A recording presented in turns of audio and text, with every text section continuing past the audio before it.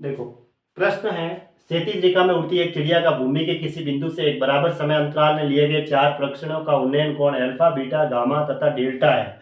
यदि चिड़िया एक समान गति से उड़ रही हो तो इसका मान बताना है। देखो, कांस्टेंट है सारी वैल्यू।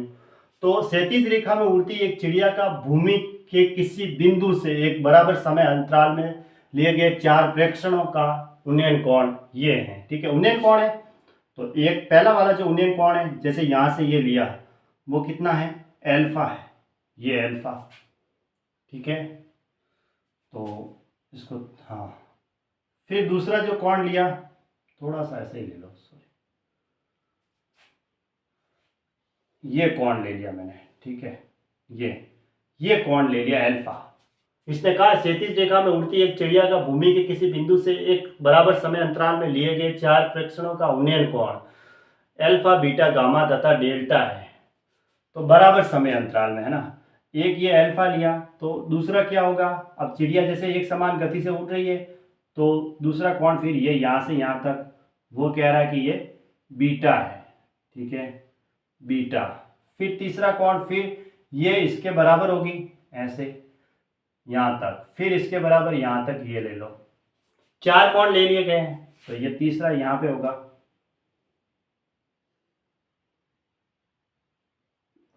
ठीक है, और लास्ट एक ये है, वो ये गैमा है, और लास्ट वाला जो है वो डेल्टा है। ठीक है, ये है, ये कितना है? डेल्टा। ऐसे वो चिड़िया है, वो उड़ रही है, एक समान गति से उड़ रही है, और समय अंतराल क्या है इनका? बराबर है, समय अंतराल बराबर है। पहले तो क्षैतिज रेखा में उड़ती एक चिड़िया का भूमि के किसी बिंदु से बराबर समय अंतराल में लिए गए 4 प्रेक्षण का उन्नयन कोण। देखो, यहां से ये उड़ रही है और बराबर समय अंतराल पे उड़ रही है, समय अंतराल इसका बराबर है, और एक गति से जा रही है, बराबर गति से, एक समान गति से जा रही है, यानी स्पीड भी बराबर है। तो इसका मतलब यहाँ से यहाँ तक उड़ी तो दूरी बराबर हुई, क्योंकि समय अंतराल और गति दोनों बराबर है। यहाँ से यहाँ तक उड़ी तो भी बराबर दूरी, यहाँ से यहाँ तक उड़ी तो भी दूरी बराबर है, और उन्नयन कोण तो ऐसा ऊपर देखने पर ही होगा। ठीक है, तो ये पहला वाला उन्नयन कोण यहाँ से ये अल्फा था। फिर देखा जाए तो उन्नयन कोण क्षैतिज से कितना आया? ये वाला बीटा। फिर क्षैतिज से उन्नयन कोण देखा तो ये वाला गैमा, और फिर क्षैतिज से देखा तो लास्ट वाला उन्नयन कोण कितना आया? डेल्टा। इस आधार पे ऐसे है ये सिचुएशन। ठीक है, बस। तो यानी कि एक ये दूरी यहाँ से देखो, अब आगे की ये दूरी तो बराबर है, तो अगर ये x मान ली मैंने, ठीक है, यहाँ ये x, ये भी x, ये भी x, x x x ले ली, और इनकी हाइट ये बराबर ही होगी, क्योंकि समान ऊंचाई से उड़ रही है ना ये, तो ये भी h ही होगी ऐसे। और सिर्फ ये दूरी चाहिए, ये दूरी मैंने ले ली l, यहाँ से यहाँ तक की ये दूरी, क्योंकि पहले वो अल्फा डिग्री के उन्नयन कोण पे उड़ रही थी, फिर समान गति से जा रही है और उसका समय अंतराल बराबर है, फिर उसने कोण देखा कि बीटा हुआ, इसका मतलब दूरी वही हुई। फिर आगे गामा गामा कोण हुआ तो दूरी बराबर, फिर आगे और देखा गया तो डेल्टा कोण हुआ, लेकिन वो दूरी तो बराबर उड़ी ऐसे। क्षैतिज रेखा में उड़ती एक चिड़िया का भूमि के किसी बिंदु से एक बराबर समय अंतराल में 4 प्रेक्षण लिए, जिनका उन्नयन कोण क्रमशः ये है चारों, और एक समान गति से उड़ रही है, ये बताया इसने।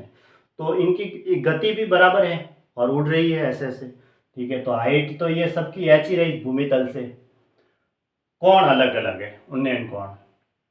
फिर स्टार्टिंग में जब ये उड़ी ना, यहाँ से यहाँ तक देखा कि इसका उन्नयन कोण, तो वो दूरी एल ले ली। फिर पहली बार देखा तो दूरी एल ले ली, फिर वो एक समान गति से आगे जा रही है, फिर यहाँ से यहाँ तक आई तो मान लो एक्स दूरी है, फिर तो आगे भी एक्स दूरी रहेगी, क्योंकि उसकी गति बराबर है और उसका समय अंतराल भी बराबर है ऐसे। ठीक है, तो अब हमें इसका मान बताना है। एक तो कोट एल्फा, कोट डेल, देखो इसका स्क्वायर, इसका स्क्वायर, इसका मतलब हमें क्या क्या चाहिए? Cot alpha, cot beta, cot gamma और कोट डेल, चारों चाहिए। तो सबसे पहले मैं कोट एल्फा निकालता हूं। टेन थीटा बराबर लंब बटा कर्ण, लंब बटा आधार होता है, उसी तरह कोट थीटा बराबर आधार बटा लंब होगा। आधार कितना है? एल, और लंब कितना है? एच, तो मुझे मिला एल बटा एच।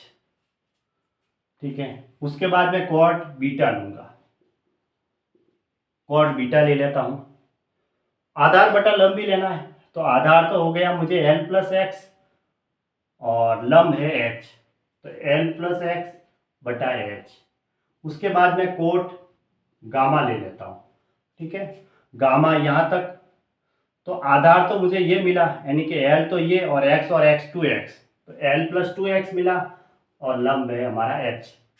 अब लास्ट में कॉट डेल रहा, कॉट डेल बराबर आधार कितना हुआ, ये एल और एक्स 3x हो गए, तो एल प्लस 3x बटा ऊंचाई, तो हमारी लंब तो एच ही है, ये भी एच ही हुई। बस यहाँ तक हम पहुँच गए। अब coat square alpha minus cot square delta करना है इन दोनों में, ठीक है, और एक इन दोनों का वर्ग है और फिर बटा करना है। इन दोनों का स्क्वायर करके माइनस कर दो, कर देता हूँ मैं। Coat square alpha minus cot square delta है, तो ये लो डेल्टा बराबर एल स्क्वायर बटा H square minus L plus 3x का होल स्क्वायर बटा एच स्क्वायर। एक तो हमें ये मिला। अब दूसरा इन दोनों का स्क्वायर करना है और घटाना है, cot square beta minus cot square gamma, ठीक है।